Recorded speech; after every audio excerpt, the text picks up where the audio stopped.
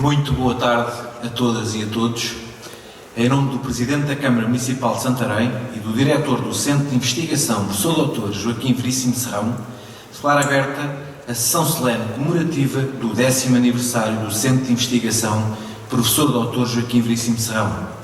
Apesar de constar no programa um momento musical com o grupo de guitarras e canto de Coimbra do Centro Cultural Regional de Santarém, situação de imprevisto impossibilitou a sua presença. O Centro de Investigação, Professor Dr. Joaquim Veríssimo Serrão, agradece melhoradamente e tem em alta consideração e em posição de excelência uma melhor oportunidade para este momento cultural. Vai usar a palavra o Diretor do Centro de Investigação, Professor Dr. Joaquim Veríssimo Serrão, Professor Dr. Martim Vicente Rodrigues. Muito boa tarde. Sempre dados à contemplação do belo da cultura, cá estamos nós. Eu quero cumprimentar e agradecer a presença do Sr. Presidente da Câmara de Santarém, Sr. Dr. Ricardo Gonçalves, também a excelentíssima Sra. Deputada da Assembleia da República, a Mestre Doutora Inês Barroso, excelentíssima Sra. Professora Doutora Maria Fernanda Dou, pela sua presença, a quem manifestei que conhece há muitos anos nas montanhas que se veem ao longe. Também quero cumprimentar o excelentíssimo Sr. Secretário da Mesa da Assembleia Municipal de Santarém, meu colega Carlos Marçal, e ainda também a representação da União de Freguesias da cidade de Santarém, a Sra. Doutora Sofia Farinha. Também quero cumprimentar a excelentíssima Sra. Presidente da União de Freguesias de São Vicente do Caúro, Ivaldo Figueira, Mestre Doutora Susana Veiga Branco. O excelentíssimo Sr. Vice-Presidente da Academia de Belas Artes, nosso amigo, sempre connosco, Sr. Professor Dr. Vítor Serrão, mais a excelentíssima Sra. Professora Doutora Adriana Veríssimo Serrão. Também quero cumprimentar o excelentíssimo Sr. Procurador da República, Dr. Arturo Guilherme Rodrigues, conhece muito bem, e ele também nos conhece muito bem, mas também o excelentíssimo Sr. Provedor da Santa Casa da Misericórdia da Aziaga do Ribatejo, o Sr. Engenheiro João Vicente Saldanha de Oliveira e Sousa, nosso amigo Marquês de Remaior, mais cumprimento a sua excelentíssima família com aquela dedicação de sempre do Centro de Investigação. Também o excelentíssimo Sr. Presidente do Conselho de Administração de Empresas da Água Santarém, nosso tão grande amigo, sempre um atento à cultura de Santarém, e nem só, o Sr. Dr. Ramiro Matos. Também quero cumprimentar o Sr. Cônsul Honorário do Brasil, Dr. Botas Castanho. Vem de longe, senhor, de longe mesmo, os nossos encontros. Também quero cumprimentar o Sr. Coronel Lopes da Silva. Bem-haja pela sua presença. Também membros do Conselho do Centro de Investigação, o Sr. Dr. Veríssimo Serrão. Eu quero cumprimentar o Eurico Dias e mais propriamente a sua companheira e nossa colega. Mais cumprimento as autoras galardoadas de prémios do Centro de Investigação, instituídos com o apoio da família do Sr. Engenheiro João Vicente Saldanha Oliveira de Sousa e da empresa Águas Santarém.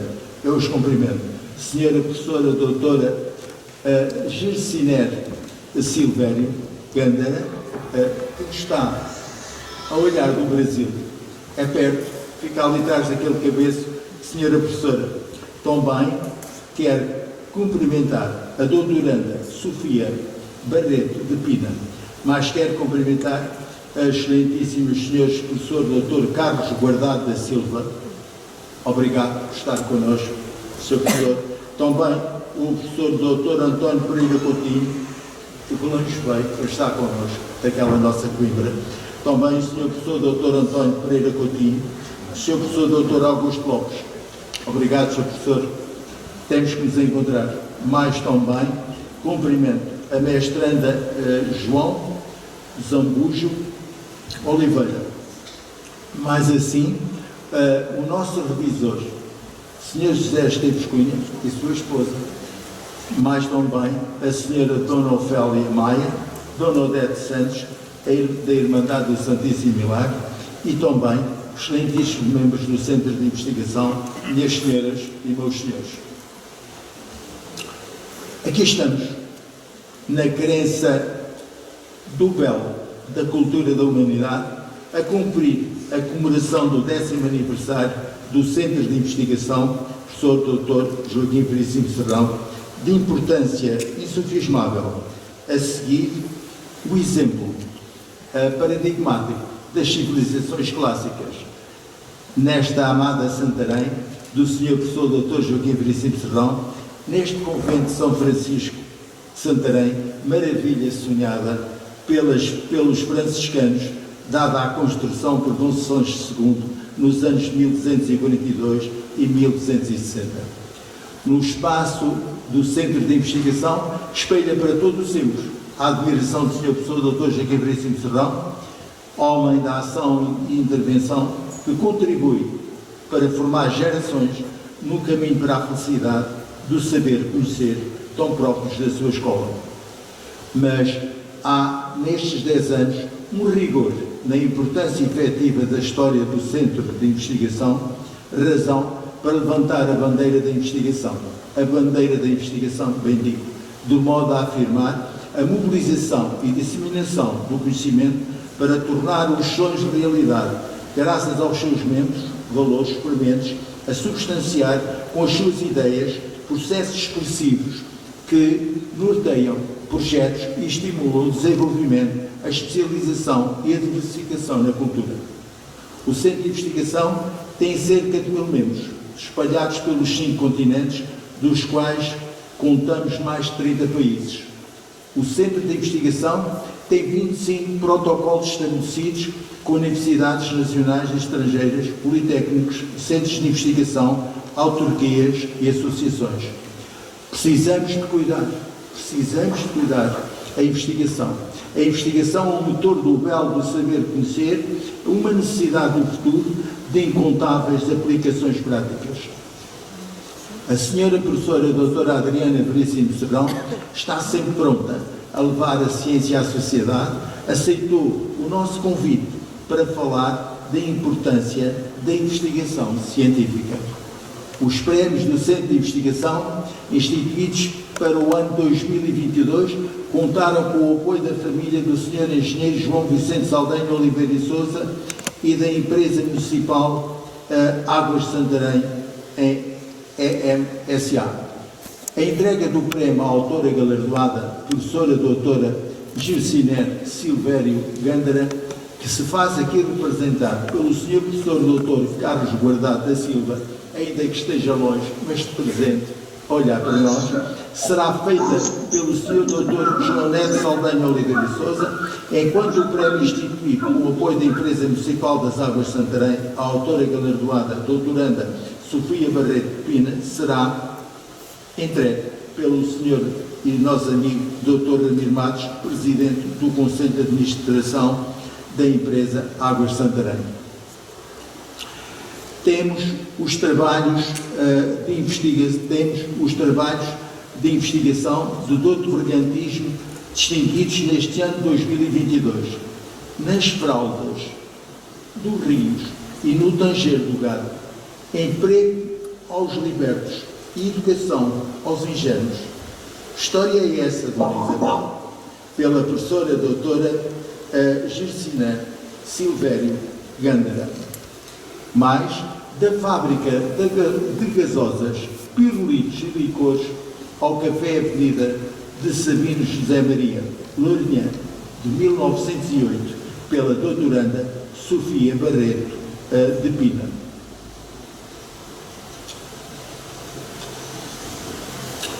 O Centro de Investigação, na sua atividade editorial, tem em mãos as seguintes publicações, a partir do mês de maio, no ano 2022. São Vicente do Paulo, Santarém, Ribatejo, Portugal. O tempo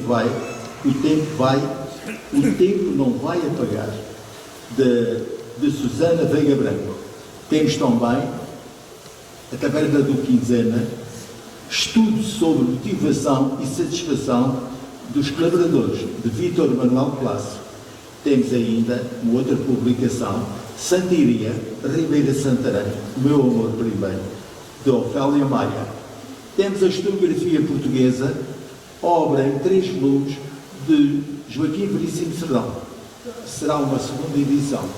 Temos também a história das freguesias do concelho de Santarém, decisões sociais e económicas, de Martim Vicente Rodrigues. A revista Mátria 21, número 11, no mês de maio de 2022, e a revista Mátria Digital, número 10, com lançamento em novembro de 2022. Mas agradeço a singularidade e a submissão à experiência em duplo sentido de fonte de observação e também método de verificação da senhora secretária da revista Mátria 21, Mátria Digital, juíza desembargadora, doutora Manuela Bento Fialho, que nos apresenta a revista Mátria 21, número 11.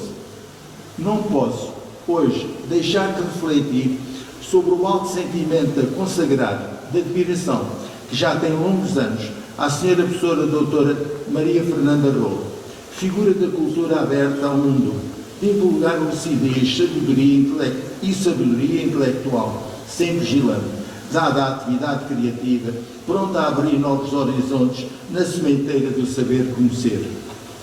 Aceitou a senhora professora com gosto o nosso convite para prestigiar esta Assembleia de Investigadores com a comunicação, tensões e modernidade no tempo do marcelismo, criação e afirmação da Associação para o Desenvolvimento Económico e Social. Muito nos melhora o contributo da lastro indelével deixado pelo Sr. Dr. Ricardo Gonçalves, Presidente da Câmara Municipal de Santarém, que sempre está connosco, de apoio indispensável, intervenção em ação neste espaço de vida de 10 anos do Centro de Investigação. Mas, quanto agradecemos ao chefe de gabinete, doutora Catarina Maia, aos senhores vereadores pela atenção de excelência dada ao nosso protocolo estabelecido em 9 de novembro de 2009 por 20 anos prorrogáveis. Portanto, passaram só 10 anos. Tem a União de Freguesias da cidade de Santarém uma forma de olhar a cultura com um enriquecimento da experiência cognitiva. Tem no seu alcance resultados benéficos para a sociedade. Muito agradeço ao anterior presidente, meu colega, Carlos Marçal, as ajudas dispensadas ao Centro de Investigação. E hoje, estão continuadas pelo Sr. Presidente Diamantino Duarte. Aos senhores corretores, estamos gratos pelo alto efeito do vosso trabalho, das nossas publicações. Sra. Professora Manuela Rodrigues, bem-aja, e por outro lado também o Sr. José Cunha. Excelente oportunidade para agradecer ao Sr. Dr. José João Gomes, coordenador do Gabinete de Relações Públicas e de Comunicação da Câmara Municipal de Santarém, e à equipa do Convento de São Francisco de Santarém, que sempre tem para connosco aquela atenção de excelência. Muito obrigado. Lembre-se ainda, quem suporta o trabalho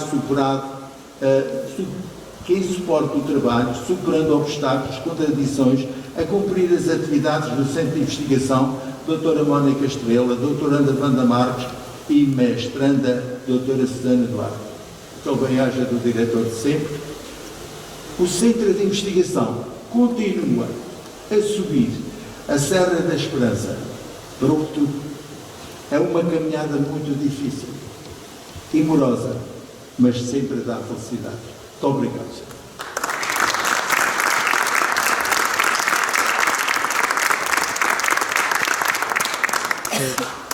Segue-se agora a apresentação da revista Mátria 21, número 11, pela secretária das revistas Mátria 21 e Mátria Digital, Senhora Juíza Desembargadora, doutora Manuela Bento Fialho.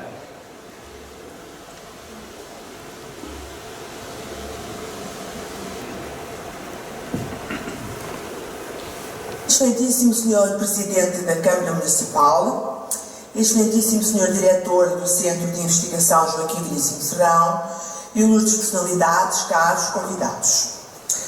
Neste dia de celebração quis associar-me à mesma, porém não posso fazê-lo com presença física, do que apresento as minhas desculpas. Imperativos de ordem profissional levam-me a estar afastada fisicamente e, por isso mesmo, optámos por fazer a gravação da apresentação que tenho para mostrar da revista Mátria 21, o número 11.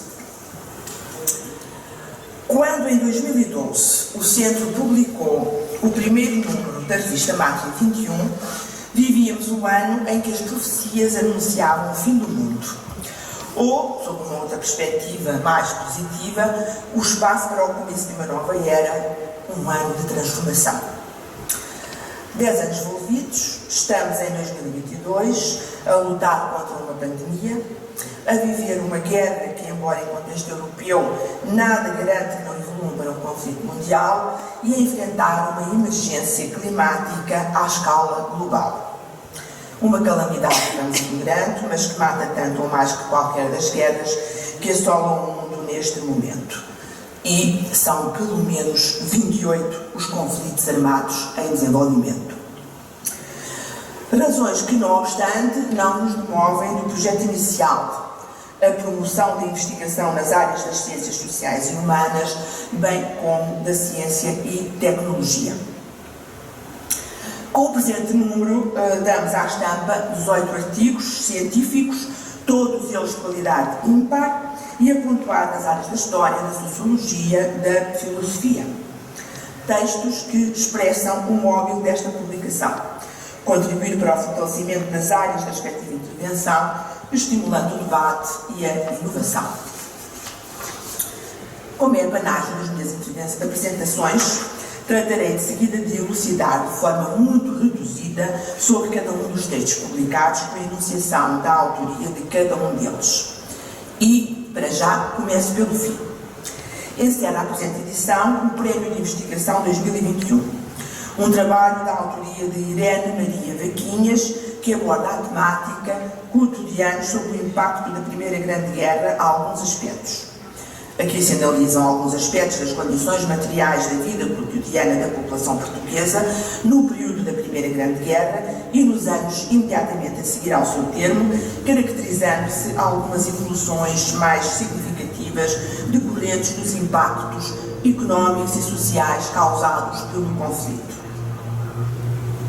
Voltando ao início, este número 11 da Mátria 21 conta mais uma vez com a participação de Guilherme Oliveira Martins, que nos apresenta uma preleção sobre o Padre Vieira em Amsterdão, onde se dá conta das pisadas do Padre António Vieira nas célebres viagens diplomáticas de 1646-47 em representação do rei Dom João IV.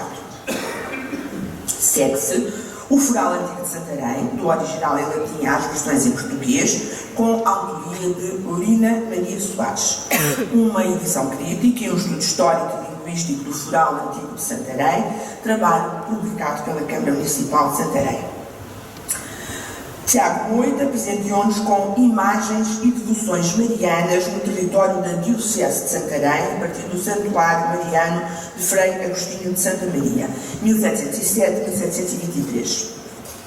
Um artigo que realiza um mapeamento das imagens marianas referidas nesta obra como existentes no território que hoje forma a Diocese de Santarém.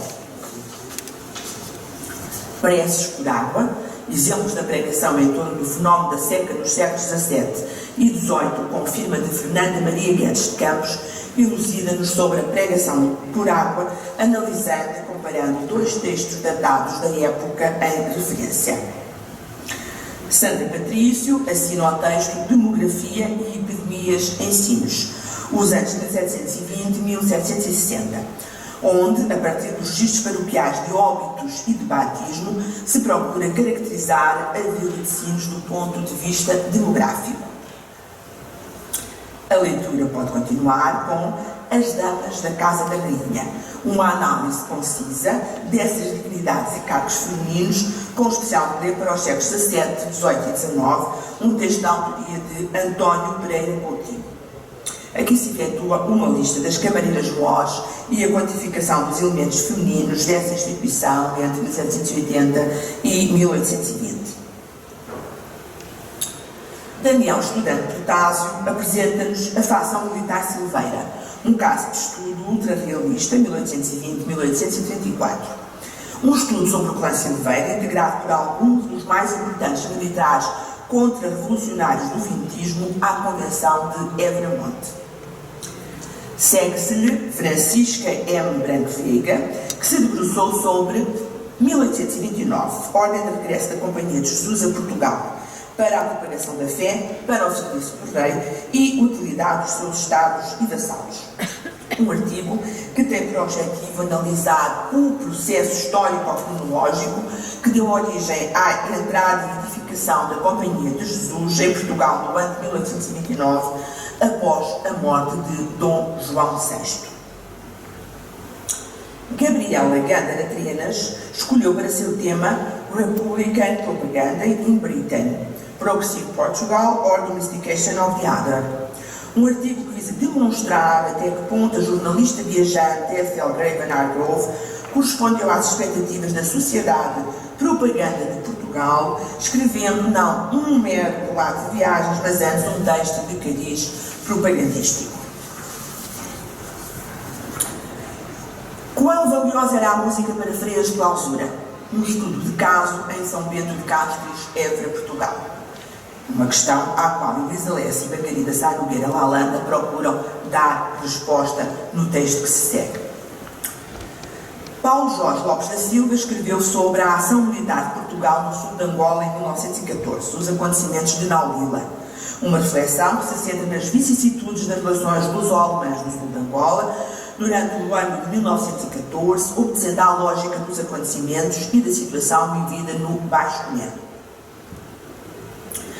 Irene Vaquinhas propõe-nos uma análise sobre o veraneio em Portugal no início do século XX, alguns aspectos, descrevendo o dia-a-dia em praias de bom tom, bem como as principais atividades recreativas praticadas. Num registro diferente, poderemos ler a plasticidade da investigação, controvérsias e complexidades epistemológicas, com a autoria de Roberto N. A. Fernandes. Um exercício analítico que se debruça sobre as controvérsias e complexidades implícitas às doutrinas fundamentais que precedem a formação do novo conhecimento. Aqui chegados, continuamos a ter boas razões para prosseguir, pois Maria de Lourdes Caldas transporta-nos até uma reflexão que tem como tema entre a mesticite e a mestiçofobia, velhas e novas formulações da mestiçagem. Elucidamos sobre as controvérsias académicas à volta da mestiçagem. João Lourenço de Monsaraz, entre a construção de uma biografia e o desfazer do equívoco, é um texto subscrito por Paulo Bruno Martins dos Reis, que pretende traçar uma biografia de João Lourenço de Monsaraz, importante criado, vassal e oficial régio, de Dom Dinis e de Afonso IV, e demonstrar que se trata de um erro identificá-lo com o João Lourenço, cavaleiro e segundo mestre da Ordem de Cristo. Teremos ainda a oportunidade para as cartas familiares de Dom Francisco Manuel de Melo, o intérprete do seu tempo, um texto subscrito por João Abel da Fonseca. Um estudo que pretende evidenciar como as cartas familiares de Dom Francisco Manuel de Melo, 1608-1666, autor português consagrado do século XVII, representante máximo da literatura barroca peninsular, constitui uma obra incontornável para a dilucidação do período histórico em apreço. E, por fim, um texto com firma de João Zambujo de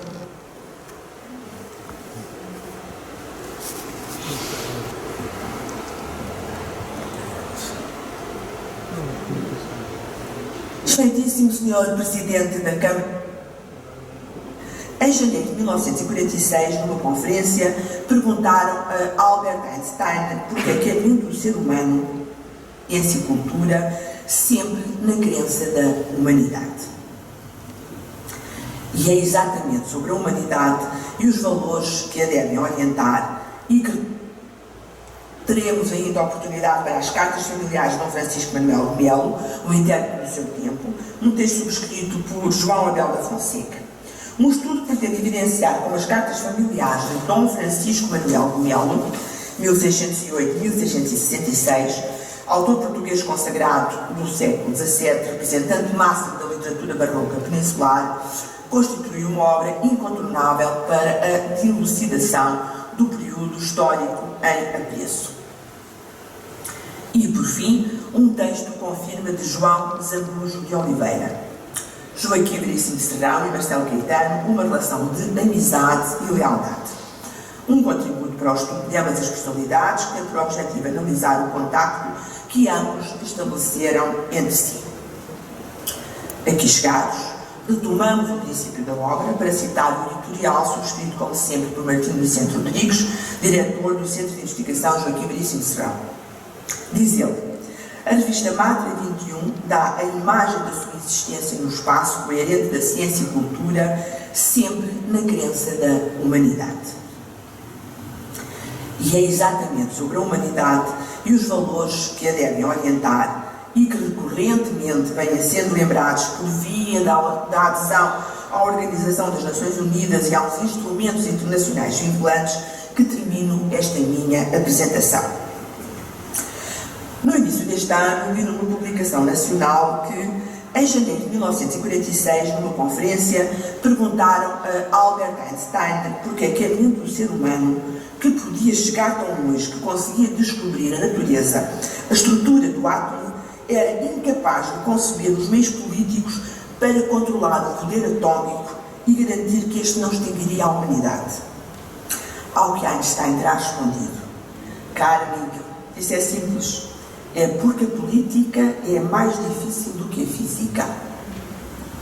Um pensamento cuja atualidade impressiona. O momento atual, de enorme progresso científico, revela-nos o falhanço total da política. Uma responsabilidade nossa, cidadãos incapazes de perceber que o mundo global depende de todos e de cada um de nós, e desse modo incapazes de perceber os sinais que vinham do leste e que a cruzada do ocidente põe em risco a humanidade. Momento, a finalizar, para lembrar o poema Esperança, de Mário Quintana, e algumas das palavras nele impressas. Lá bem no alto, vive uma louca chamada Esperança. Ela será encontrada miraculosamente. Muito obrigada pela vossa atenção.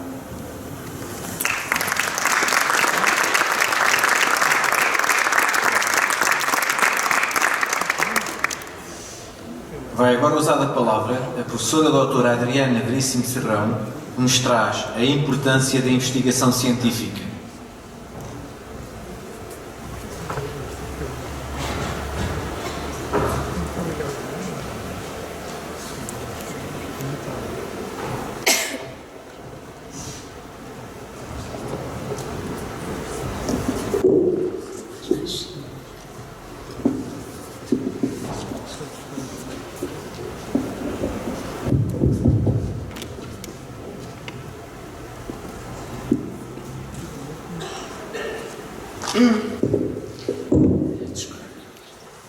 Excelentíssimo Senhor Presidente da Câmara Municipal de Santarém,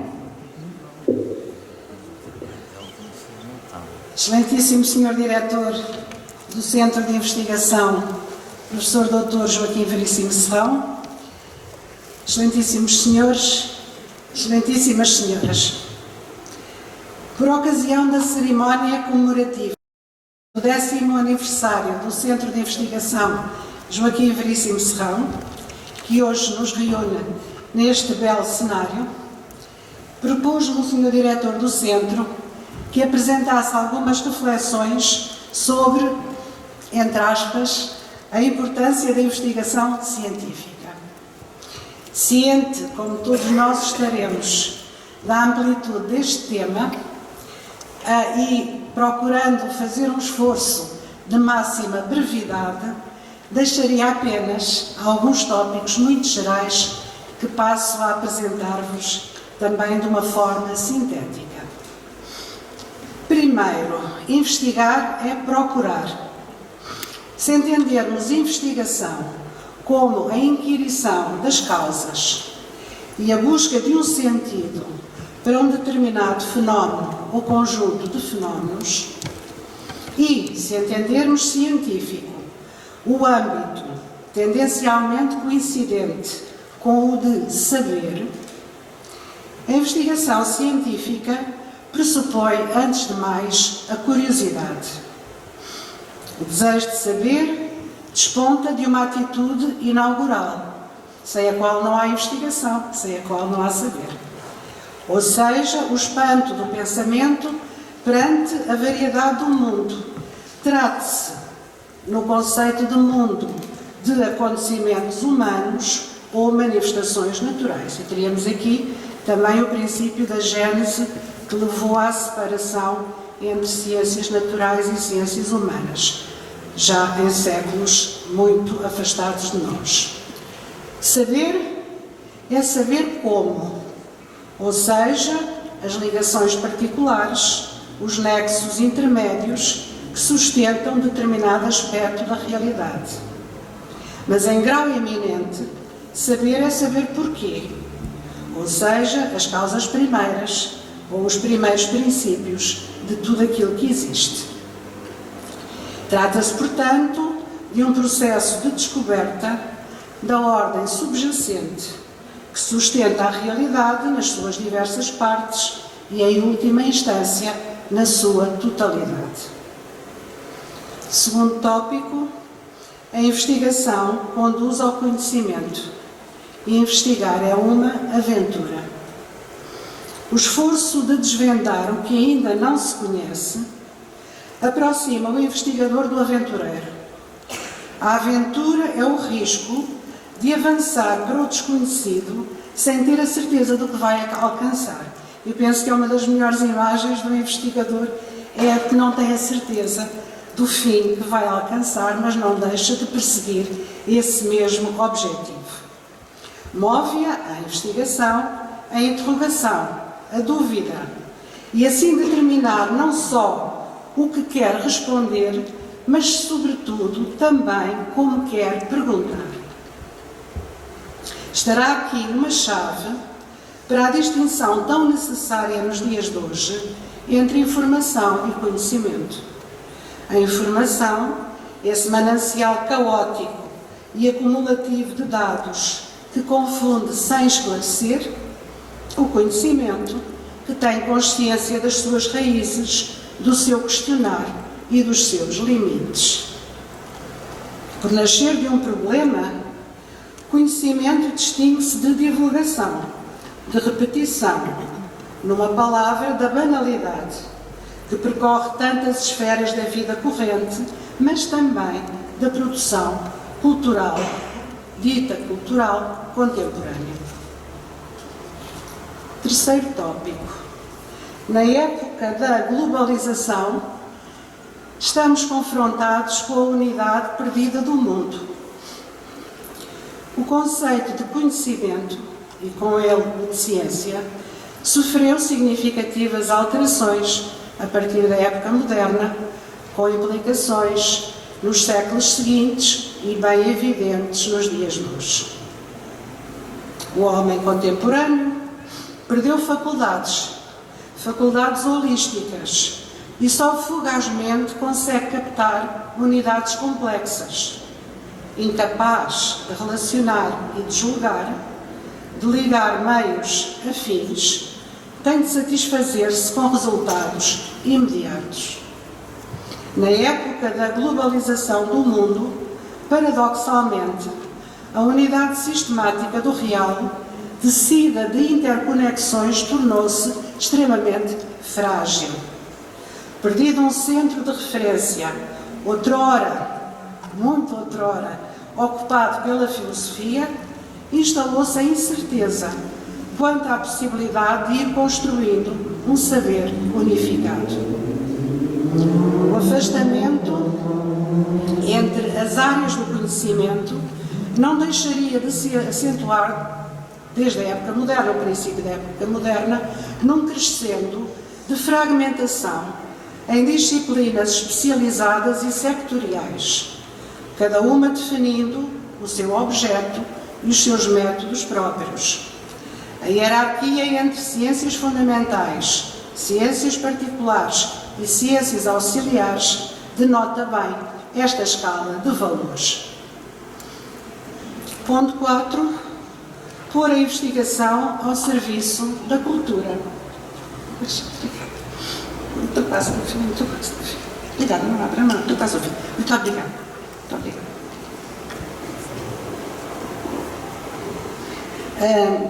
Ponto 4, ao tópico 4, melhor dizer, pôr a investigação ao serviço da cultura. A investigação científica, enquanto contributo essencial para a compreensão crítica do mundo, tem um alcance teórico, mas deveria também visar, idealmente, uma finalidade ético-prática. Assistimos, porém, a uma situação trágica. Por um lado, que os conhecimentos se tenham tornado tão minuciosamente analíticos, fechando-se em esferas incomunicáveis. Por outro, continuamos todos os dias a assistir ao imenso caudal de produções culturais sem qualquer evidente função cultural. Alguns teóricos designaram esta situação de crise da cultura, produções culturais que não têm função cultural. Cultura seria então, estou quase a chegar ao fim, seria então genuinamente, no sentido alemão de Bildung, a cultura seria um cultivo ou uma formação. O movimento pelo qual os indivíduos se vão formando, aperfeiçoando, dando forma a si mesmos. Caminho esse que é possível apenas no entrelaçamento com produções previamente formadas, mas que sejam significantes e efetivamente assimiláveis. Cultura, no sentido nobre, implicaria assim um enlace entre o lado interior subjetivo, para dizer de outra maneira, mais filosófica, o processo evolutivo da alma humana, e o lado exterior objetivo, as diversas obras culturais, das quais cada uma se vai apropriando, cada uma das almas, e assimilando ao próprio desenvolvimento da sua totalidade interior. Agradecendo a vossa atenção, desejo saudar as premiadas desta edição de 2022, autores de trabalhos que souberam desbravar caminhos da investigação ainda não trilhados, contribuindo assim para a integração de conceitos partilhados no saber comum. Muito obrigada pela atenção.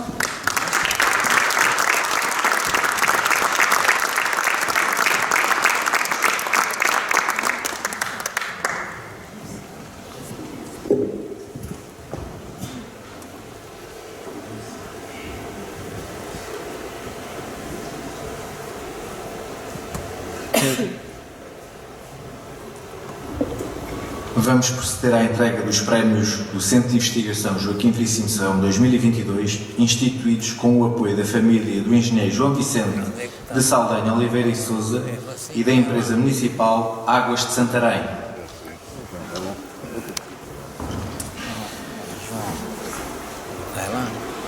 Vamos começar pelo prémio da Fábrica de Gasosas, Pirulitos e Licores ao Café Avenida de Sabino José Maria, Lourinhã, 1908, pela doutoranda Sofia Barreto de Pina, Prémio Águas de Santarém, instituído com o apoio da empresa municipal Águas de Santarém, empresa municipal S.A.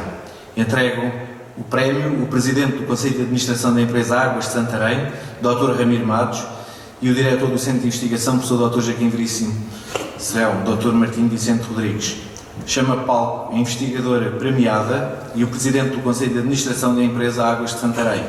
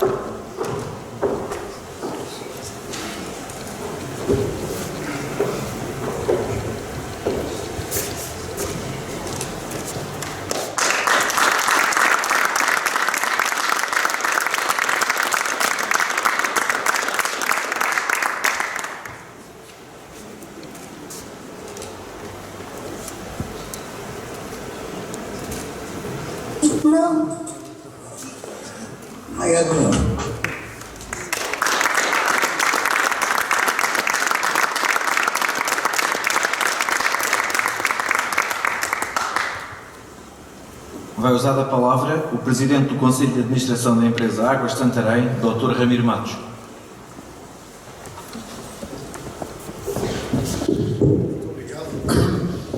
Muito obrigado, muito boa tarde a todos. Sr. Presidente da Câmara Municipal, Sr. Diretor do Centro de Investigação, Professor Dr. Joaquim Veríssimo Serrão, os meus cumprimentos e muito obrigado por nos permitirem, a nós, a Águas de Santarém, estar convosco, não só no vosso 10º aniversário. É uma data bonita, é uma data que nos faz lembrar quanto depressa o tempo passa, porque parece que foi ontem que o Sr. Professor Doutor, nosso saudoso Professor Dr. Joaquim Veríssimo Serrão, tratou de tudo para deixar este seu legado a esta cidade e a este país e ao mundo inteiro. Parece que foi ontem, recordo-me tão bem desses momentos que antecederam a criação deste Centro de Investigação. E por isso está de parabéns o Centro de Investigação, está de parabéns a investigação em Portugal e está de parabéns a Sra. Doutora pelo seu trabalho e muito obrigado. A Águas de Santarém continuarão a apoiar este prémio com muito gosto, ao abrigo da sua responsabilidade social corporativa, da sua responsabilidade cultural, porque concordamos e subscrevemos inteiramente os princípios e os valores que são defendidos pelo Centro de Investigação. Bem-aja, Professor Dr. Martim Vicente Rodrigues, muito obrigado por contar connosco e pode continuar a contar connosco. Muito obrigado.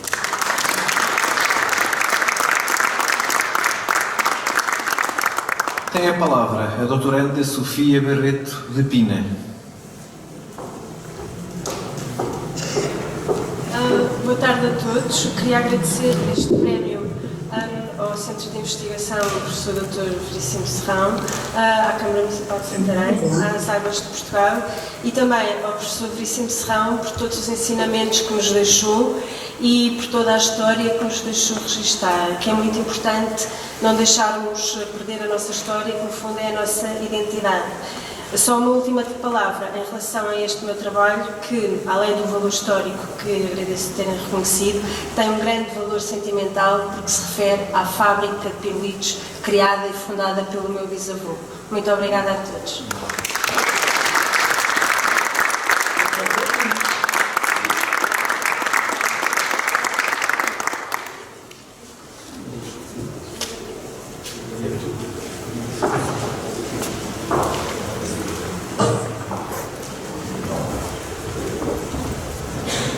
Nas fraldas dos rios e no Tanger o gado, emprego aos libertos e educação aos ingênuos.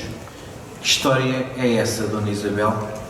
Pela professora doutora Gerciner Silvério Gândara, Prémio Engenheiro João Vicente Saldanha Oliveira e Sousa, instituído com o apoio da família Engenheiro João Vicente Saldanha Oliveira e Sousa.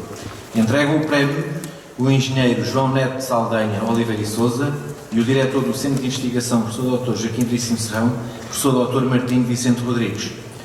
Chama a palco o representante da investigadora premiada, Professor Dr. Carlos Guardado da Silva.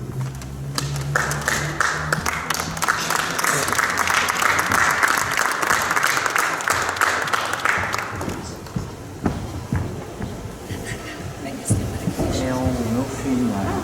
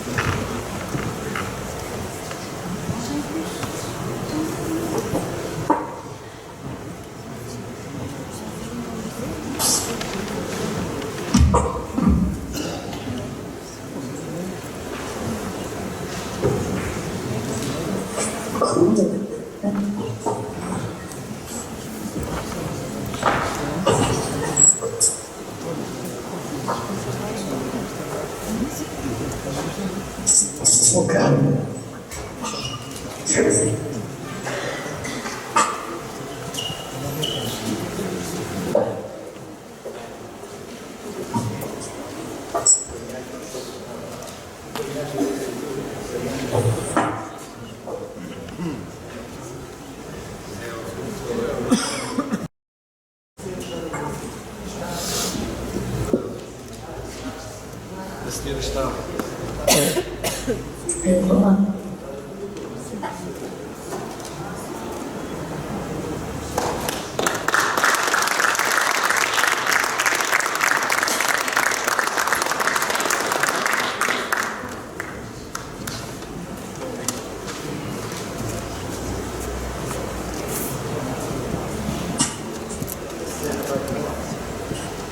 Sim, a senhora tem a palavra, a professora doutora Jessinair Silvério Gândara, que vai falar por Zoom, diretamente do Brasil. Boa tarde a todos. Estou honrada e agradeço por receber este prêmio. Inicialmente, eu gostaria de agradecer todas as pessoas que nos honram com a sua presença, ilustríssimos senhores e senhoras. Tenho a excepcional alegria e o privilégio de poder proferir algumas palavras, dando a saber os meus mais profícuos sentimentos. Há certos momentos na vida que são assim, definidos por uma conquista que tomam proporções incomensuráveis. E certamente esta premiação é um desses momentos que congregará por toda a história da minha vida. Palavras não são capazes de descrever tudo o que sinto. E os agradecimentos, embora pareçam formalidades, nos despertam profunda emoção. Por favor, compreendam. Antes de tudo, devo dizer-lhes que sou muitíssimo grata a meu inestimável amigo, professor Dr. Carlos Guardado, presente na cerimônia, para me representar simbolicamente. A você, querido amigo, toda a minha sincera gratidão. Muito obrigada. Agradeço do mais profundo do meu elan ao nobre e excelentíssimo doutor, diretor, professor Dr. Martinho Vicente Rodrigues, por seu acolhimento.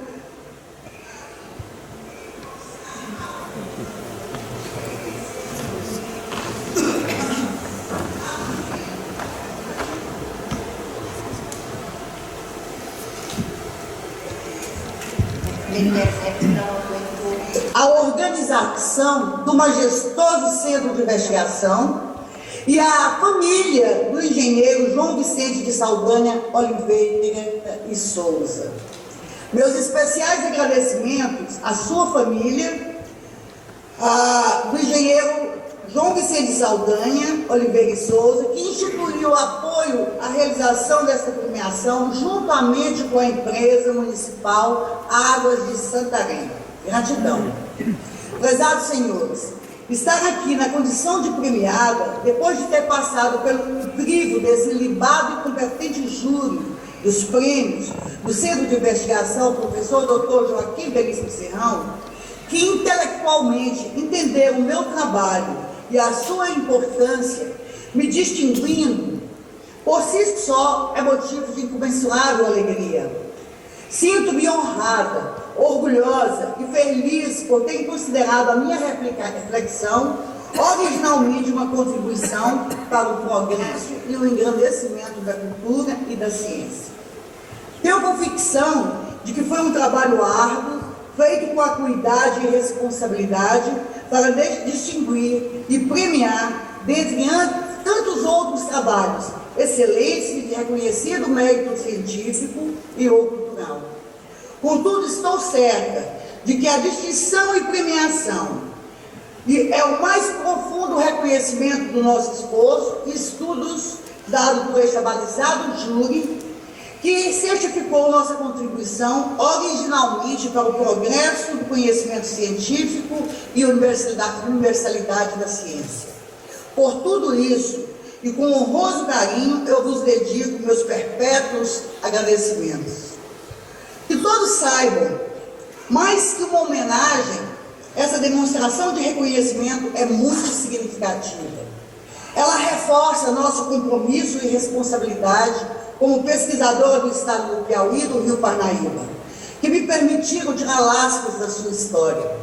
Preciso enfatizar que no decorrer da última década, minhas pesquisas resultaram em reflexões que me proporcionaram os mais prestigiosos momentos e títulos. Este rio, esta terra, com toda a sua memória histórica, é fonte de riqueza, de história, de literatura, de poesia, espaço privilegiado de cultura, minha fonte de inspiração das minhas pesquisas e motivo maior deste prêmio. E muito, muito mais. Quizá pudesse eu sublinhar. Sei que as pesquisas sobre o rio me conduziram ao encantamento, a mais avassaladora paixão. Sabe, eu confesso, aquele rio, eu e ele, somos amantes, e um corolário de cidades. As suas beiras, com seu manancial histórico, são nossas testemunhas. Como se vê, nobre diretor, ao ser premiada e honrosamente homenageada pelo Centro de Investigação, o senhor doutor Joaquim Veríssimo Serrão, legitimou-se que as fronteiras do humano é de fato um lugar de encontros. Adiciona encontros e desencontros, afloramento de questões, instigando novas delimitações, sonhos intercambiados, com relações cotidianas a lapidar desejo, capacidade intelectual e tempo. Eu lhes confesso que nosso lema, ilustríssimos senhores e senhoras autoridades, será a preservação, a conservação, a restauração e o combate de todos os males que foram surgindo no transcorrer dos anos sobre aquele prédio oitocentista que guarda tanta história ao rio e suas margens, a natureza circundante, que em conjunto representa a construção humana em todas as suas dimensões. Será preciso sensibilidade particular para evidenciar os laços entre o passado e o presente, para tratar de conservação da memória, das paisagens naturais e humanas, para servir à história. Aquele monumental prédio do estabelecimento rural São Pedro de Alcântara se tornou referência e é o marco inicial da cidade.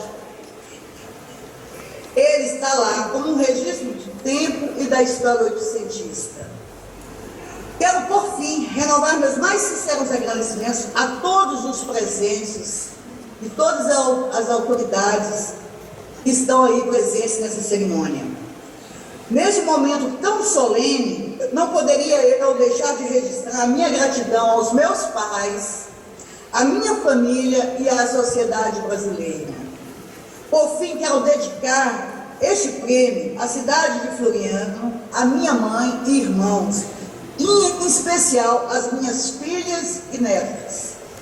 A história, senhores, soube enfeitiçar-me. E em contrapartida, vale repetir, me proporcionou momentos ímpares, a exemplo deste momento que ficará para sempre no meu âmago como um mistério a desvendar. Muitíssimo obrigada. Gratidão.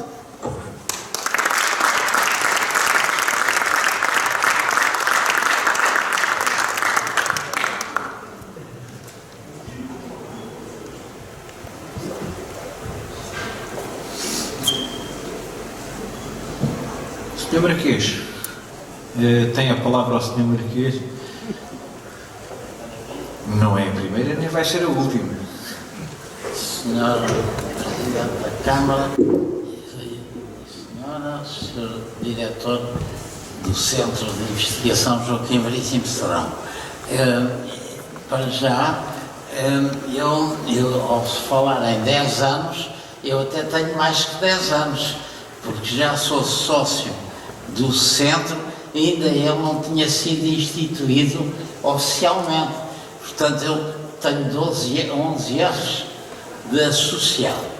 E eu tenho feito normalmente muitas perguntas e as perguntas que eu faço dizem sempre que têm que ser magras como prémios. Mas isso aí, a magreza na conversa não existe.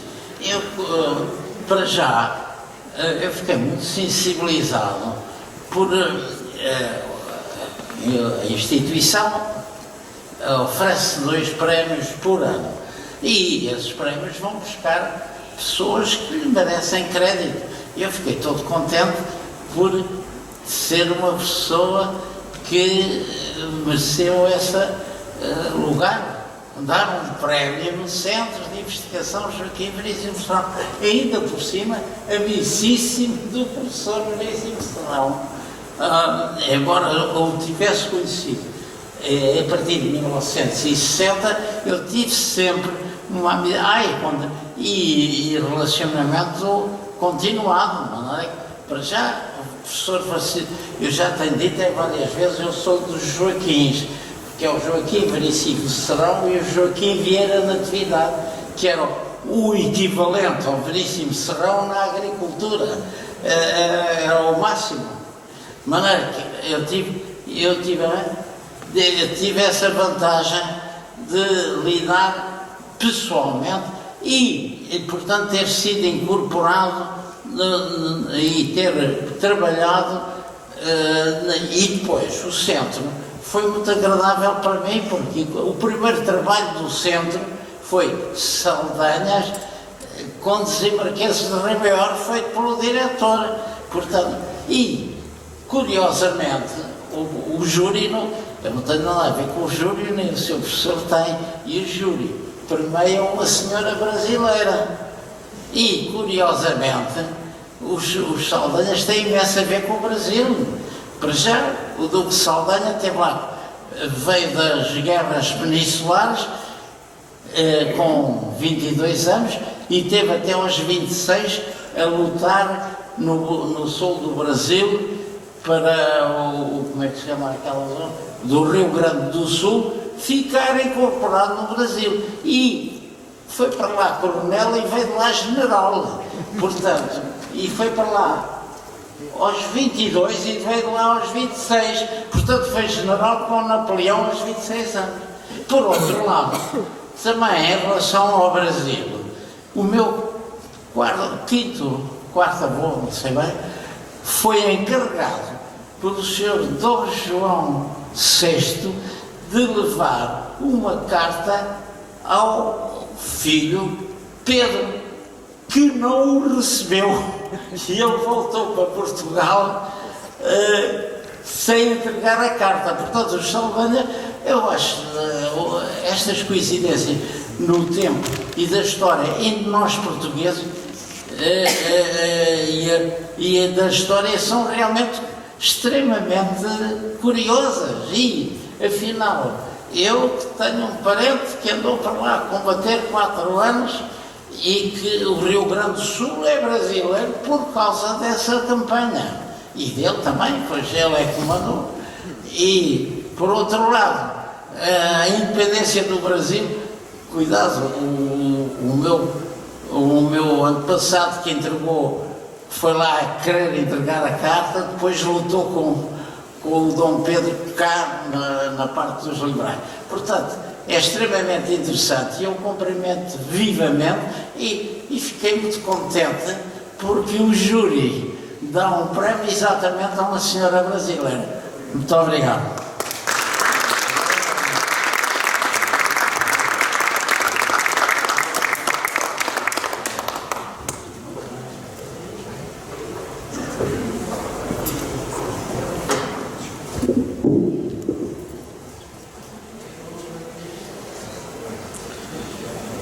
Professora doutora Maria Fernanda Rolo. A senhora professora é historiadora, doutorada e agregada em História Contemporânea, professora catedrática da Faculdade de Ciências Sociais e Humanas da Universidade Nova de Lisboa, coordenadora do doutoramento em História, coordenadora da pós-graduação em Políticas e Gestão de Ciências e Tecnologia e coordenadora do Centro República. Membro do Research Council do Instituto Europeu de Florença. Foi secretário de Estado da Ciência e Tecnologia e Ensino Superior entre 2015 e 2018.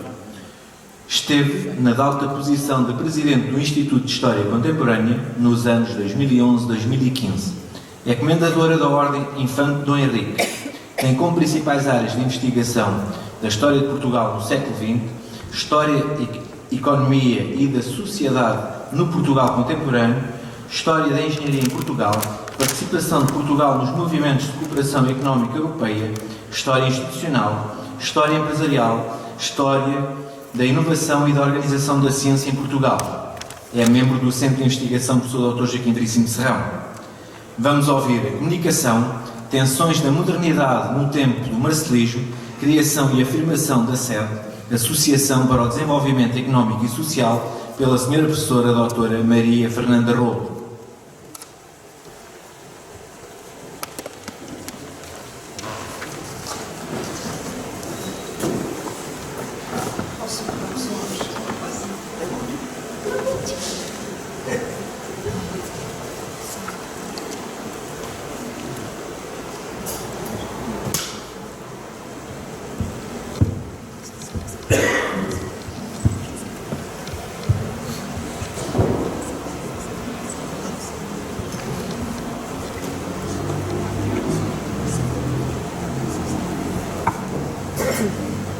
A influência de duas revoluções. E a Europa viveu aquele século, desde o século XVIII, fim do século XVIII, sob a influência de duas revoluções. A Revolução Francesa e a Revolução Industrial Inglesa. As condições de vida e as condições de cultura, de vida, de convívio social têm que ver com a Revolução Industrial. E se queremos ver o que tem influência, não é uma revolução cultural, é uma revolução cultural à medida que já é um passo para essa mudança de condições de vida. Mas na base, o que está é a mudança da estrutura económica. Já havia muita gente, o crescimento não é apenas o crescimento material, é o crescimento humano, é dos valores de vida. Havia desenvolvimentista que está de acordo com o regional, com a repartição do rendimento, foi uma via que nós fomos ganhando. Na parte regional, que era a minha, nós éramos convidados a ir falar, sei lá, da Branca, da Viseu, coisa e tal, para apresentar os novos projetos, a nova visão, o desenvolvimento económico estava a ser desejado. A SEDES nasce de uma coisa diferente. A SEDES nasce de uma necessidade que eu senti e que outros colegas sentimos, de não falar das coisas, mas intervir. Para católicos pós-conciliares, oposição não alinhada com o reviralhismo da Primeira República, e é a minha, aquilo que de certa maneira me levou a entrar na SED, nenhuma via nem outra me pareciam adequadas, e por isso as eleições de 69 geraram algum desconforto também, e portanto a necessidade de se fazer qualquer coisa diferente, e aí surgiu a SEDES. A SEDES é a confluência de gente que vem de caminhos muito diferentes. A SEDES é claramente uma plataforma. É neste quadro, é um quadro vivido entre 68 e 70, na primeira fase do marcelismo, em que importava desenvolvimento económico e social, abertura à Europa. O problema era a preparação da autonomia progressiva em África. Esta é a fase onde ocorre as chamadas eleições de 1969, era menos prioridade, era a democratização. Ele preferia a expressão liberalização. Havia umas pessoas que queriam fazer um combate político. Eu disse, para mim, e depois a maior parte das pessoas estava de acordo com isso, não faz muito sentido, porque então não havia ditadura em Portugal. Se há ditadura, alguma coisa existe. Portanto, a polícia acaba com isso no instantinho. Então temos que fazer uma coisa que não seja proibida. O que é que a gente pode fazer? E então foi aí que surgiu depois de discutir. Muito obrigada. Sr. Presidente da Câmara Municipal de Santarém, de gosto, Sr. Diretor deste Centro de Investigação, Joaquim Veríssimo Serrão, Sr. Professor, muito obrigada pelo convite, mas sobretudo pela gentileza, pelo carinho no acolhimento. Muito obrigada.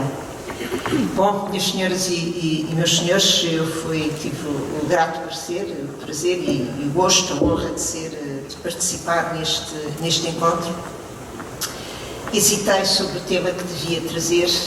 A tentação era talvez falarmos de um tempo de celebração que vivemos hoje, da travessia do Atlântico.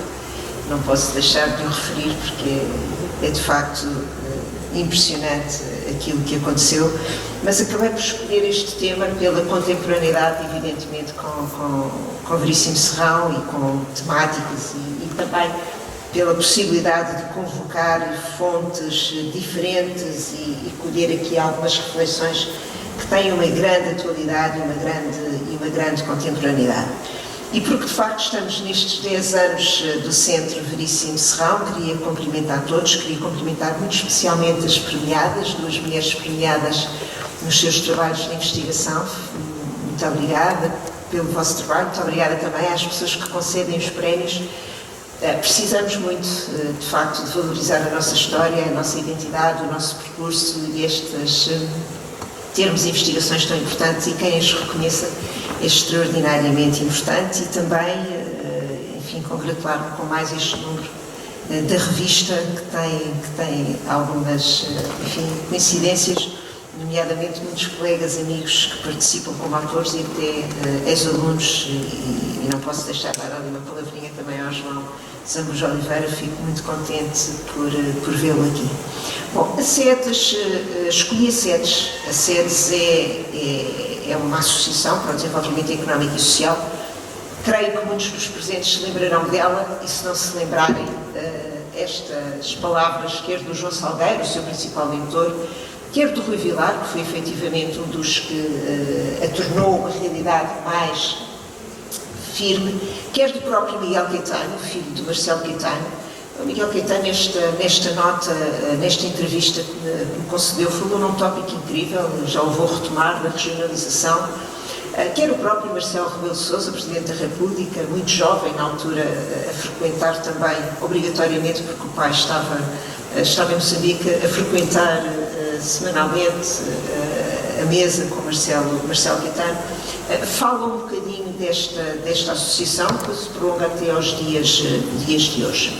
A SEDES foi criada em 1970, em pleno marcelismo, portanto, mas já estávamos naquele plano inclinado de alguma desilusão relativamente às promessas anunciadas e que de alguma maneira tinham suscitado essa certa ideia de primavera que estimularam muitos, que entusiasmaram uma grande parte da sociedade portuguesa. Mas afinal, essa abertura, essa tal liberalização de alguns, como também aqui ficou claro, e que uns quantos efetivamente almejavam, imaginavam possível, acabaria por se esboroar nas diferenças frentes, de forma desabrida, escancarada e muito instantemente. O ponto fulcral foi aqui evocado, que foi efetivamente e resultou indelevelmente dos acontecimentos em torno das eleições de outubro de 1969, num momento em que o país vivia de facto muitas tensões, contrariando essa dita abertura e esse tal clima de apaziguamento. Bom, a SEDES, já vou retomar algumas notas, mas só para ir aqui também dizendo algumas pequenas histórias de enquadramento. Era o chamado cavalinho de Troia, que o Casal Ribeiro usou como expressão em plena Assembleia Nacional.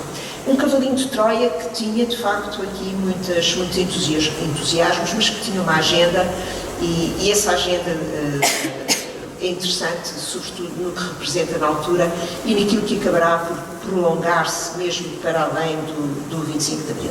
Bom, só 2 notas para não nos esquecermos de situar aqui algumas características do próprio marcelismo, que de facto acabará por se consagrar numa tentativa, enfim, frustrada de autorreforma das instituições, de democratização ou de liberalização, digamos assim, e que acaba por dividir-se em 2 fases que são muito claras. Uma fase que se prolongará, embora os acontecimentos de 1969, mas que se prolonga até finais de 70, em que suscitou essa abertura, essa criação de expectativas liberalizantes num quadro institucional, enfim, em que se procuram alguns poderes entre o próprio chefe de Estado, entre o próprio Presidente da República, Almirante Tomás, e o chefe do Governo, num clima que seria sempre bastante tenso e que acabaria por registar também aqui um adiamento muito grande de escolhas essenciais para o futuro do regime,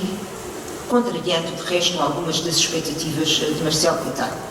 E uma segunda fase, ou segundo momento, que decorre precisamente desses finais dos anos 70 até à Revolução de 25 de abril de 1974, em que vamos assistir a um clima de crispação crescente, aliás, acabando por comprometer muito daquilo que tinha sido o dito e anunciado primaveril e de alguma liberalização, inclusive política, e em que vamos assistir a um momento de radicalização das oposições, ao isolamento e até a uma crispação grande ao nível das instituições, e tudo isto muito condicionado, evidentemente, pelo impasse colonial. Não esquecer uma coisa, Marcelo Caetano era o delfim, um dos delfins de Salazar, que surgia como elemento de maior conciliação nesta escolha que Américo Tomás faz na sequência da demissão de Oliveira Salazar, e o próprio Marcelo Caetano, enfim, se apresenta com algumas cautelas, um homem que tinha um passado longínquo, quer nos primeiros anos do Estado Novo, quer até criando algumas tensões dentro do próprio Estado Novo, e com muitos sinais que entusiasmavam algumas esferas da sociedade portuguesa, que recordavam com particular interesse, quer o seu comportamento a seguir à Segunda Guerra Mundial, quer a afirmação do próprio marcelismo num eixo, digamos assim, dentro do próprio Estado Novo, mas que se pautava por uma tentativa de modernização e enfim, mesmo com algumas intenções no plano político, e que se nota com particular evidência a partir de 1947, 1949, em contraste com uma facção, enfim, liderada sobretudo por Santos Costa, que acabaria por ter um comportamento bastante mais conservador e intransigente relativamente às eventuais mudanças. Enfim, o próprio Marcelo Caetano entra com algumas cautelas, ele que em 57, 58 tinha feito alguns discursos muito progressistas, nomeadamente, quer dizer, há um que é particularmente interessante relativamente à Europa, e no momento em que Portugal, sobretudo na sequência de alguns congressos importantes ligados à modernização económica, resolve optar efetivamente por uma dinâmica distinta de modernização económica e social, Marcelo Caetano surge como um autêntico europeísta, fazendo um discurso que, se o lêssemos hoje, eventualmente consideraríamos que tinha sido feito por um dos pais da Europa. E, portanto, Marcelo Caetano suscitava aqui o seu próprio comportamento no âmbito da Universidade de Lisboa, enfim, suscitava aqui muitos entusiasmos, mas num contexto relativamente limitado, que permitia que, apesar de tudo, a facção mais conservadora aceitasse a sua nomeação por parte do Presidente da República. E, de facto, Marcelo Caetano surge com vários sinais dessa liberalização, autoriza o regresso do Bispo do Porto, enfim, transforma, nem que seja semanticamente, algumas instituições, autoriza até o regresso do exílio de Mário Soares, e surge com um autêntico programa de governo, ainda em 1968, numa altura em que sabemos, mesmo no plano internacional, a política colonial portuguesa sofria veementes contestações. O clima de instabilidade e de tensão social em Portugal era aliás, bastante crítico, com sucessivas greves e instabilidades, a que se somariam muito em breve também as manifestações dos estudantes, as agitações dos estudantes e, atenção, uma dinâmica de oposição ao regime, protagonizada inclusivamente pelo setor católico. E, portanto, todo este período, mesmo logo no início, nesta primeira fase, acentuando-se na segunda fase, acabará por ficar muito caracterizado por estas tensões internas no plano social, no plano cultural e, evidentemente, no plano político, com a afirmação de algumas oposições, as ditas, enfim, no contexto de oposição democrática, por contraste com a oposição tradicionalmente comunista, e que vão se alargando às esferas da sociedade cada vez mais surpreendentes ou não, inclusive os próprios católicos e muitas outras sensibilidades, e entre estes alguns não vão aderir ao marcelismo, naturalmente, mas inscreve-se aqui uma secção, um conjunto de pessoas que veem com muito interesse o que poderá ser o marcelismo e que têm efetivamente essa expectativa benevolente ou benévola relativamente ao que poderá acontecer no plano do desenvolvimento desenvolvimento e no plano mais importante, evidentemente, de democratização ou de liberalização política.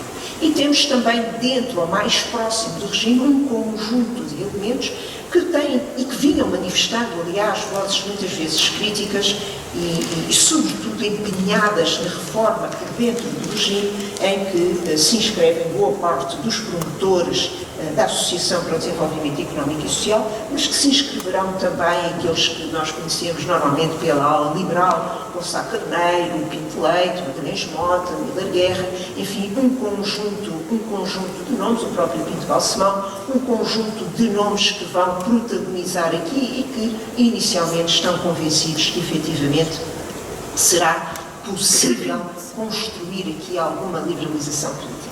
Qual é a especificidade da SEDES?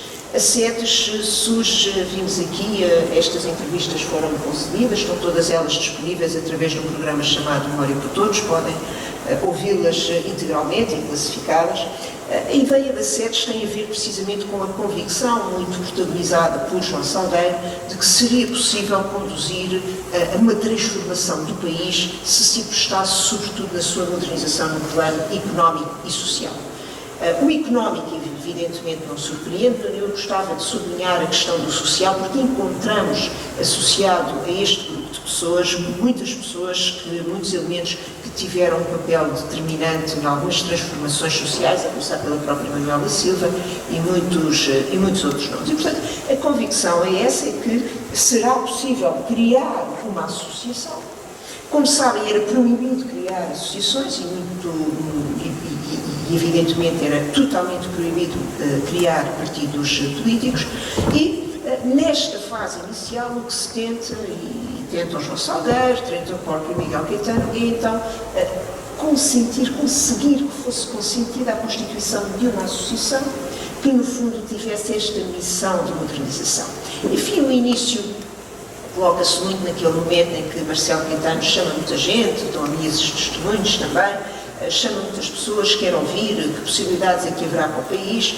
Ele próprio inaugurar na televisão as célebres conversas em família, penso que alguns dos presentes se lembrarão, e vai dando sinais no sentido de querer ampliar, de querer abrir, não obstante ser grande atenção com a facção mais conservadora que evidentemente não quer. Mas a verdade é que nesses tempos iniciais, Marcelo Caetano dá mesmo, em termos políticos, sinais de querer proceder a uma evolução gradual do regime, integrando até no governo algumas personalidades, enfim, numa estratégia que acabará por sair relativamente frustrada. Bom, se no plano político sabemos que as coisas foram realmente frustradas, já no plano económico as coisas acabam por ter alguns desfechos interessantes. A intenção da mudança na área da economia acabará por se efetivar numa série de projetos e de realidades que são, enfim, conhecidos de muitos, a começar pelo projeto Sines, mas muitas outras dinâmicas, numa altura em que, recorde-se, o país está a crescer na área da indústria como nunca cresceu, temos taxas de crescimento na área da indústria de 8% ao ano, é inacreditável, mas num cenário de um enorme desequilíbrio interno e que em breve seria também comprometido pelas próprias conjunturas internacionais. Estamos nas vésperas da crise de 72-73 e não esqueçamos que antes da crise do petróleo, tudo o que tinha a ver com a desvalorização do dólar, estamos de facto naquele plano inclinado do fim dos 30 anos dourados. Portugal está a crescer na sua indústria e por muitas razões que aqui não temos tempo para evocar de forma muito evidente, mas são gritantes. E, sobretudo, percebe-se cada vez mais a forma como vem derrapando em algumas circunstâncias. É a assimetria setorial, que é evidente, como a agricultura que não acompanha precisamente o desenvolvimento industrial, são as assimetrias sociais, é o desgaste. E, enfim, não esqueçamos que, por esta altura, a inflação em Portugal estava na ordem já dos 2 dígitos e, portanto, as tensões são já muito grandes. E a ideia de João Salgueiro e de muitos outros que estavam com ele, alguns deles tinham estado precisamente em algumas transformações interessantes, marcavam-se também por esta ideia de uma certa industrialização do país e, sobretudo, muito empenhados numa modernização económica e social e com uma matriz mais europeísta, num momento em que, como nós sabemos, são grandes as incitações de Portugal nesse campo. e, por outro lado, tem também um compromisso forte consagrado pelo mercado único português com as suas próprias colónias. Mas, enfim, estamos quase nas vésperas de começarem a surgir alguns documentos que vão mostrando que efetivamente não é possível já compatibilizar tudo isso, e a pressão no sentido da europeização vem-se sentindo, e vem-se sentido sobretudo porque a própria Grã-Bretanha saíra também da EFTA e fizeram o seu pedido de apoio à Europa, e se à primeira e à segunda saiu frustrado com o veto de Gaulle, à terceira entraria de vez, o que deixaria Portugal também aqui numa posição um pouco delicada. Mas a convicção europeísta destes protagonistas acontecia mesmo. Bom, João Salgueiro tem sobretudo ele tem esta ideia. Ele entra para o governo de Caetano ocupando um recém-criado posto de subsecretário de Estado do Planeamento Económico. Atenção, nós estamos na vigência dos planos económicos, o primeiro remontando a 53, mas com resultados interessantes e muitas vezes até ultrapassados pela própria dinâmica da economia e da sociedade portuguesa. Mas, de facto, o João Salgueiro acha, e a convicção dele é que seria então, para transformar o país, mesmo no sentido da liberalização política, se devia começar pela promoção do seu desenvolvimento e da sua modernização económica e social, e que o resto viria por arrasto. Bom, a relação destes homens com Marcelo Caetano não foi fácil, a questão foi sendo relativamente adiada. Era a denúncia também de um desenvolvimento económico que estava a crescer entre muitos paradoxos e em que o seu esvaziamento era também cada vez mais gritantes e muitos enviesamentos de matriz estrutural, como eles alguns dizem, e convocando as questões das assimetrias, da regionalização. Note-se que por esta altura é muito clara já a assimetria entre o litoral e o interior, e há muitas críticas nesse sentido e uma vontade muito grande de o superar. Bom, este tempo inicial permite que efetivamente a SEDES consiga ser aprovada. Há uma audiência da SEDES com o Presidente do Conselho em março de 1970 e Marcelo Caetano tem uma certa tolerância relativamente à constituição de uma associação desta natureza, deixando bem claro que não pode ser um partido político, colocando sempre uma questão, uma condição em tudo isto, é que o tema colonial não poderia surgir nunca. E não surgiu. E, portanto, eles acabarão por ter espaço para discutir tudo ou quase tudo, exceto sempre esse tema que é colocado como condição a priori. Bom, ainda logo, muito próximo de março de 70, mas já em maio, o Ministro do Interior, atenção, não é?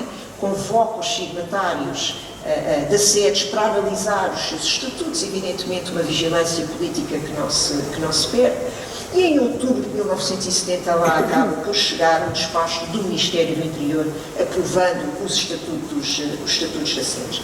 A SEDES foi efetivamente constituída em dezembro de 1970, no dia 4 de dezembro de 1970, com uma escritura pública que efetivamente então a consagrava e que contava então com essa aprovação do Ministro do Interior.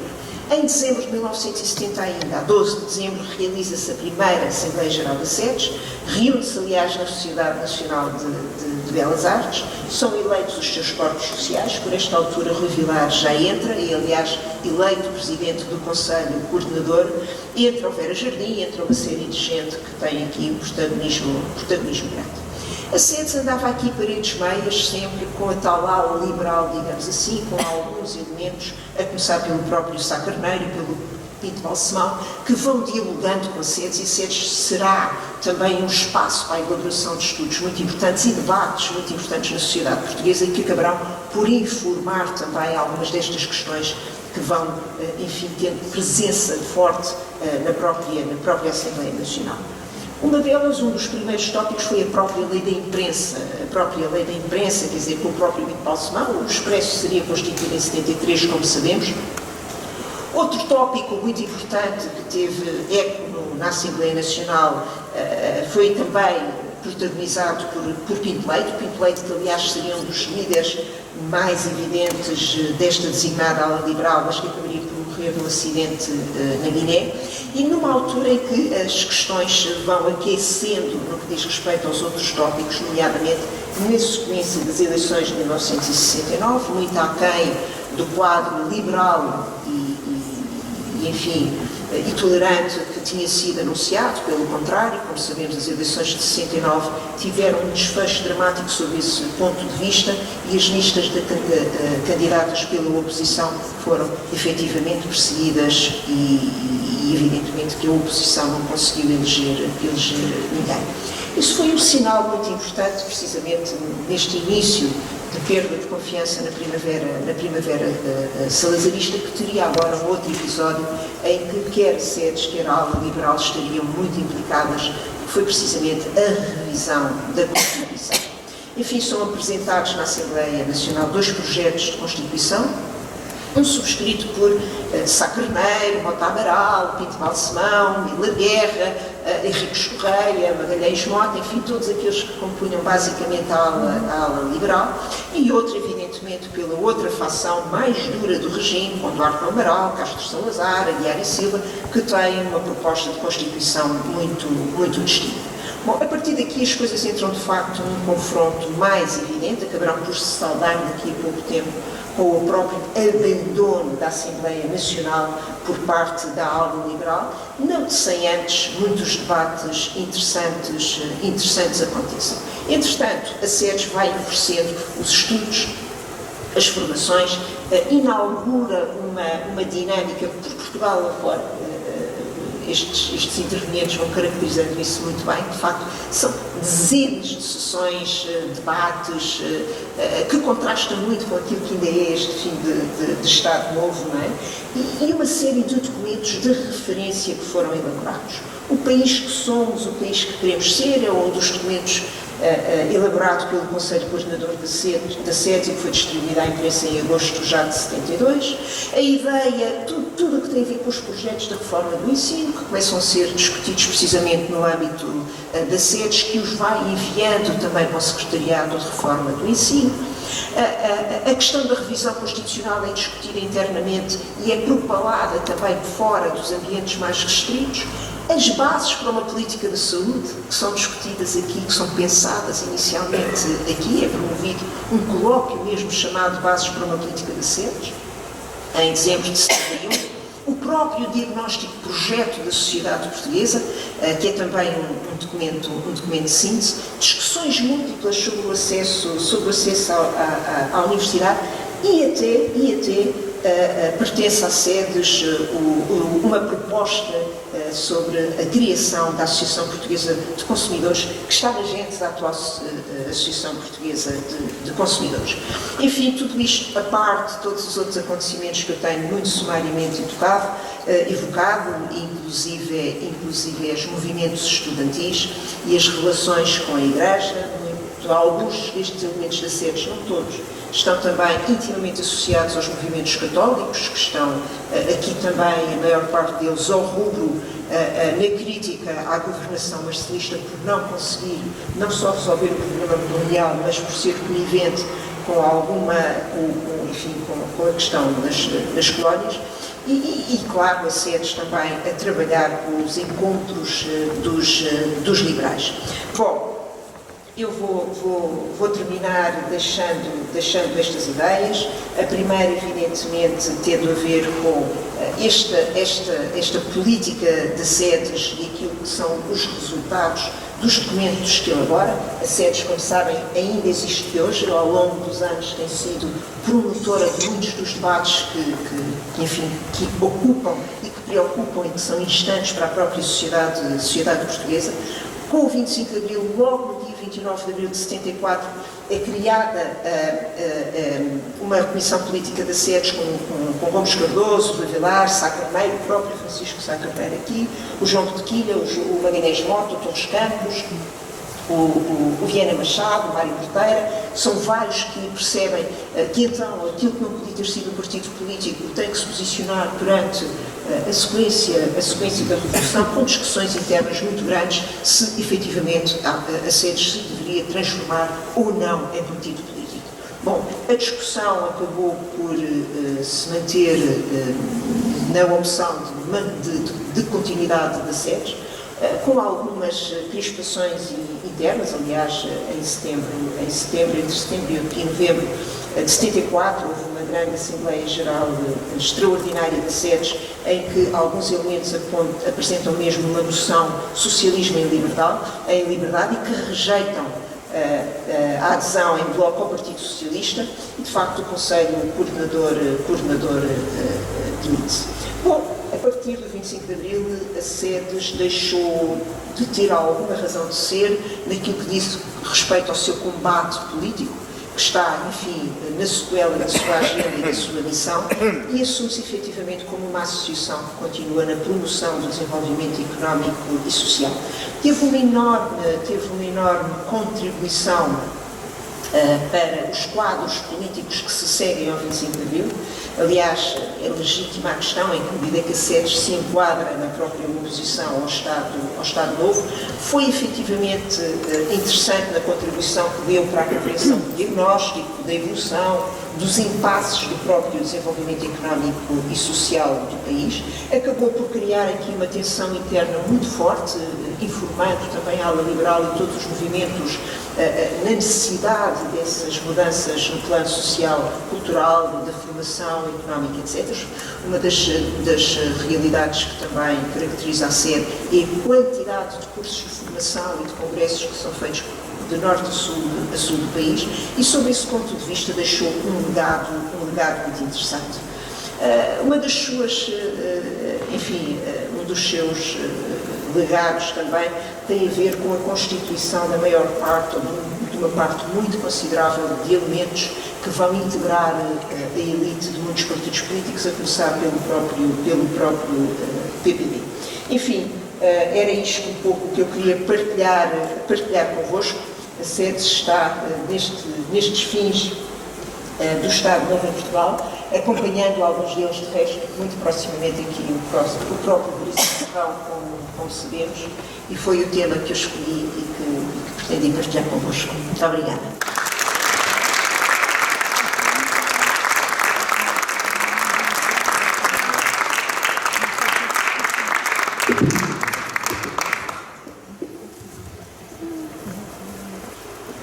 E chegou o momento em que as perguntas devem ser magras que nem pregos. Mas devem ser perguntas.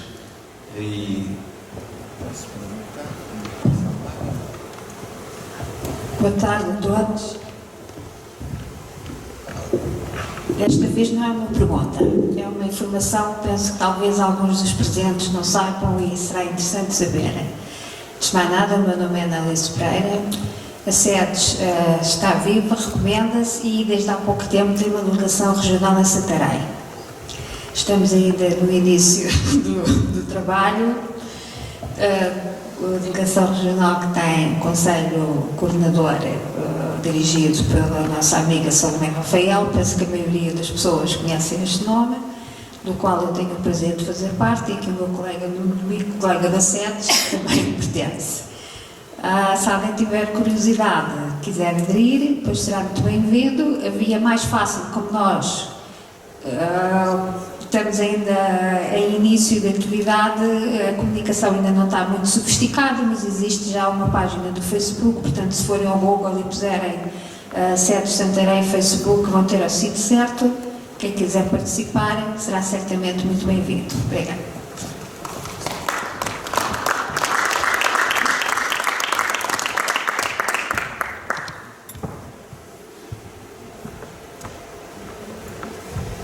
Não havendo mais questões, chamo o Sr. Presidente e o Sr. Diretor para fazer as ofertas à oradora.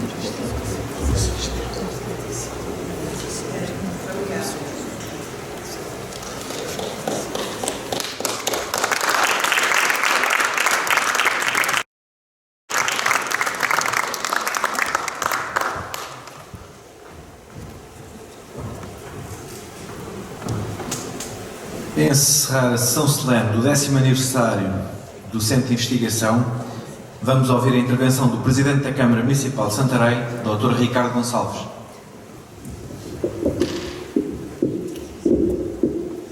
Uma boa tarde a todos e a todas neste magnífico convento de São Francisco na pessoa do professor Martinho Vicente Rodrigues, eu quero fazer conjuntamente à família do professor Joaquim Veríssimo Serrão um agradecimento muito grande em nome do município, em nome de todos os calabitantes. Há pouco o Dr. Ramiro dizia que 10 anos passam num instante e todos nós nos lembramos daquilo que era a vontade do professor Joaquim Veríssimo Serrão deixar todo um grande espólio para que a sua querida Santarém pudesse usufruir dele e daqui de Santarém pudesse dar a conhecer ao mundo. E isso foi feito. Acho que o professor Joaquim Veríssimo Serrão teve essa visão e todos, e em especial a família, o professor Dr. Martinho Vicente Rodrigues e toda a sua equipa, com a nossa ajuda e com a ajuda de todos que aqui estão, conseguiram-no fazer. E 10 anos passam rápido, como disse ainda há pouco, o protocolo é por 20, renovável por mais 20, e foi algo que se iniciou, e eu tenho a certeza absoluta, cada vez que pego numa mátria, olho e vejo as pessoas que lá escrevem, vejo a qualidade daquilo que se lá escreve, é claro que terá muitas décadas de continuidade este centro de investigação, professor Dr. Joaquim Veríssimo Serrão. E especialmente à família e ao professor Martinho Vicente Rodrigues, eu queria uma salva de palmas e eu vou estar aqui no nosso público agradecimento. E esse um marco histórico e um marco cultural na nossa cidade, que daqui vai para todos os cantos do mundo. Nós sabemos que já são mais de 8 centenas dos membros, muitos os livros que já foram publicados. Estamos a republicar também algumas obras do professor Joaquim Veríssimo Serrão. Isso para nós tudo é importante. Há pouco, à professora Fernanda Rolo, demos a nossa história de Santarém. Também com muita alegria que vimos a nossa história revista, revisitada, e tudo isso tem sido feito através do Centro de Investigação. Muito obrigado, e não sei o que dizer mais senão obrigado, e acho que é uma palavra tão forte, mas é reconfortante estar Presidente do município de Santarém e saber que se trabalha e que há pessoas que se empenham desta maneira para que as coisas possam acontecer e também com isto perdurar e fazer vencer, ele já teria vencido pela sua craveira intelectual, o professor Joaquim Veríssimo Serrão, mas também perceber que estamos a trabalhar